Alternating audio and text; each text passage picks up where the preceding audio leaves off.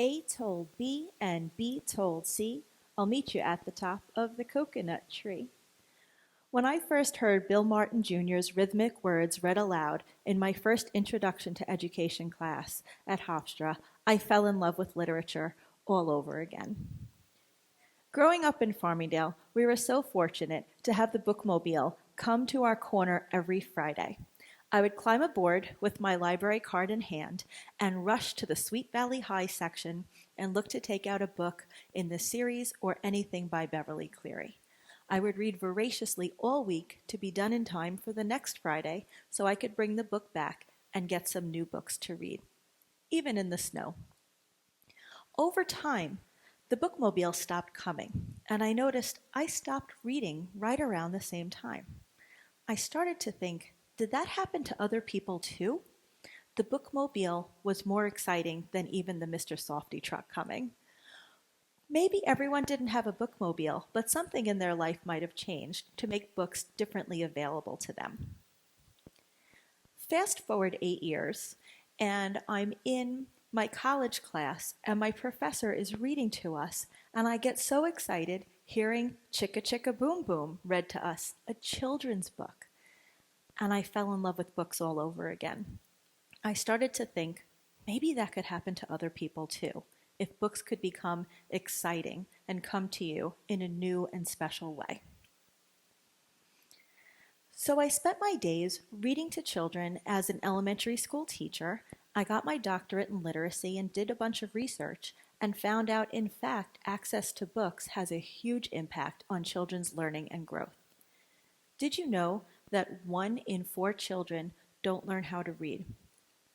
If children aren't proficient readers by 3rd grade, they are 4 times more likely to drop out of school. Children who read over summer and school vacations increase their literacy skills, and those who don't see their skills decline. I was going to have to do something about this. My husband asked me what I wanted for my birthday. So of course I said, a little free library. When his look of, I love you, but what is that, wore off, I got to explain that there's a worldwide movement where you install a structure that looks like a cross between a mailbox and a dollhouse, and you fill it with books. And your neighbors come and they can take a book and share a book. This was started by Todd Bowl in Wisconsin in 2009. And since then, there have been 60,000 Little Free Libraries installed across the world in 70 countries, and they can be found in all 50 states, including Alaska and Hawaii. So when a gigantic heavy box showed up at our house, I knew my husband was on board. We spent the spring getting it ready to install. By our curb, we planted some flowers around it, and I would advise you to call 811 and check with your sprinkler company before you dig. We prepared for a grand opening. We filled the library with books. We rated our children's bookshelves, and we checked out what we had around the house. We tied it with a big blue bow, and we crossed our fingers, and people came. Our neighbors came with children in strollers. People came with their pets in their wagons, and neighbors that we hadn't known just came out to have an opportunity to meet each other in an event that had to do with books. Later in the day, some people came back to drop off some more books, and neighbors had a chance to talk to each other.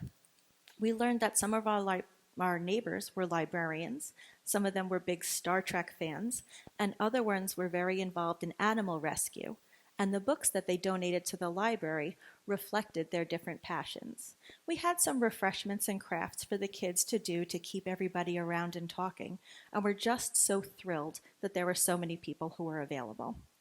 I learned that one of our neighbors across the street was a war bride, and she wrote a whole entire text describing her experience, and she gave us an autographed copy, which I will absolutely treasure forever.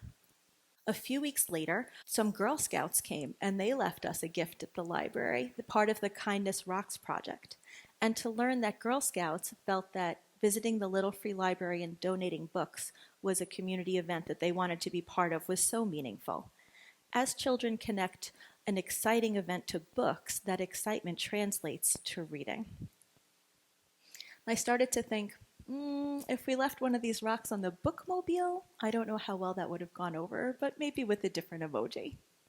Then, over time, people stopped coming. We would look out the window and nobody was there. So immediately I had to Google, how do you get people to come to your little free library? And the answer was dog biscuits. I found a silver container, filled it with milk bones, tied some twine around it, attached it to a command hook on the library, and people started to come. Their four-legged friends absolutely knew a good thing when they saw it. We tried to put together different ways to keep the library exciting. We added some stuffed animals, so this way people could take a small friend to read with them. We also had library takeovers, where the whole library would be filled with, for Valentine's Day, books that were red and pink, and for St. Patrick's Day, we would go green. And around J.K. Rowling's birthday, we would fill the library with books that had to do with Harry Potter to keep people as interested as possible. People would add things to our library that didn't have to do with books in particular. We would get a little thank you note, and we even had a Slovenian gingerbread ornament, which was very exciting. People were very willing to share a part of themselves with their library. My daughter added a geocache to the library as well. So people who were involved in the GPS scavenger hunt would come upon the library, discover the cache, sign the notebook, take a prize, and be very surprised that the cache was in a library. Often these people would come back at other times, and they would take a book or leave a book. And it was just so exciting to see. Other people in the neighborhood also would come and be so surprised as a library. They thought they were coming to sell us a TV service or maybe to put some solar panels on our house. And they would find a brightly colored library at our curb and check it out. Did a little more research and saw that libraries didn't have to just be the plain wood that they came in. So we took some paint and added pink borders and orange polka dots and a palm tree on the side. So the library would be very reflective of the book that inspired it all. So we'd get a little bit of Bill Martin Jr. and Chicka Chicka Boom Boom along the way. People would come by to our library and it would become an event. Parents would come to the library. Instead of having to put everybody in the car and go somewhere, they would come through our neighborhood, and children would have an opportunity to learn that they could borrow in return, that they could take good care of things in their neighborhood, and that books were very available to them, that you didn't have to order it online, and you didn't have to wait for it to come to you. You could go to books right in your neighborhood. Anybody can have a little free library. There are free plans online if you're very handy. You can use any kind of waterproof container and fill it with books that you can really get from anywhere. The libraries can be used for things besides books. The stewards in the worldwide network of Little Free Libraries have also used them for seed exchanges, for yarn swaps, and besides book exchanges, as also food pantries throughout the year. We're looking forward to doing things like this with our library, possibly having a library crawl, because there are Little Free Libraries sprouting up where people could go from one library to another and share the books as they go. We really feel that books in the hands of children and adults are an outstanding use of resources, and we would encourage you to start a library in your community today, where you can take a book, share a book, bring your neighbors together, and encourage everybody to enjoy their love of literature. Thank you.